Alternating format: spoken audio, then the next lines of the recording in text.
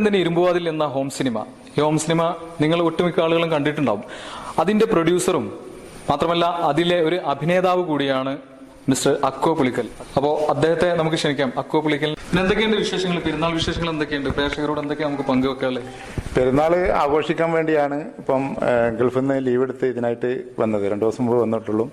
അപ്പോൾ കുടുംബത്തിന്റെ കൂടെ തന്നെ പെരുന്നാൾ ആഘോഷിക്കുക എന്നുള്ളത് പ്രത്യേകിച്ച് ഞങ്ങളെ ഗൾഫ് മലയാളിയെ സംബന്ധിച്ചിടത്തോളം വളരെ സന്തോഷമായ ഒരു ഭൂമി. എന്റെ വീടാണ്. ലോകത്തിലെ ഏറ്റവും ഇഷ്ടപ്പെട്ട ഇടം എവിടെയാണെന്ന് ചോദിച്ചാൽ ഞാൻ എന്നോട് തന്നെ പറയുന്ന ഉത്തരം എന്റെ വീട് അല്ലെങ്കിൽ എന്റെ ഭവനം, അത് തന്നെയാണ് എൻ്റെ കുടുംബം.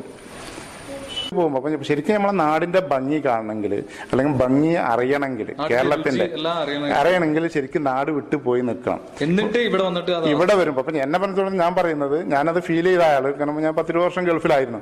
അപ്പം ഞങ്ങൾ 6 മാസം 1 വർഷമൊക്കെ അവിടെ പോയി നിൽക്കുമ്പോൾ തന്നെ ഇങ്ങോട്ട് വരുമ്പോൾ ഇപ്പോൾ ഇവിടുത്തെ സംബന്ധിച്ചിടത്തോളം ഞങ്ങളെ ഇപ്പം ഉദാഹരണം പറയുകയാണെങ്കിൽ ഇവിടെ വന്നിറങ്ങുമ്പോൾ ഉള്ള ഈ ഓട്ടോറിക്ഷന്റെ ശബ്ദം പോലും ഞങ്ങൾക്ക് അത് നല്ല ഒരു അനുഭവമായിട്ടാണ് വന്നപ്പം. ഫ്ലൈറ്റ് ലാൻഡ് ചെയ്യാൻ പോകുന്നു, ആ ഗ്ലാസിന്റെ ഉള്ളിൽ താഴോട്ട് നോക്കുമ്പോൾ ചെന്നം പിന്നം പെയ്യുന്ന മഴ, ആ പച്ചപ്പ്, ആ നനഞ്ഞു കിടക്കുന്ന ഒരുപാട് ആനന്ദം. പിന്നെ ആ ശരിക്കും മണ്ണിന്റെ ഒരു ഗന്ധം. ശരിക്കും കലയെ സ്നേഹിക്കുന്ന ഒരാളാണ്. അത് കലാപ്രവർത്തനത്തിൽ ഭാഗമല്ലെങ്കിൽ കൂടി കല ആസ്വദിക്കാൻ ഞാൻ ചെറുപ്പം മുതലേ ശീലിച്ചിട്ടുണ്ട്. കാരണം നമ്മളെ ചിന്താഗതി വീക്ഷണഗതിയൊക്കെ ഒരു പ്രത്യേകിച്ച് എൻ്റേത് ചെറുപ്പം മുതലേ തന്നെ വ്യത്യസ്തമാണ്. എന്റെ കൽബിലെ വെണ്ണിലാവു നീ നല്ല പാട്ടുകാരാ, തട്ടമിട്ടു ഞാൻ കാത്തു വെച്ചൊരെന്നുള്ള മുട്ടിലൂറും.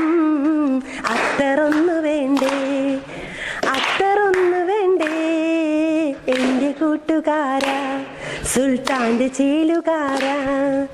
എന്റെ കൽബിലെ വെണ്ണിലാവു നീ നല്ല പാട്ടുകാരാ, തട്ടമിട്ടു ഞാൻ കാത്തു വെച്ചൊരെന്നുള്ള മുട്ടിലൂറും.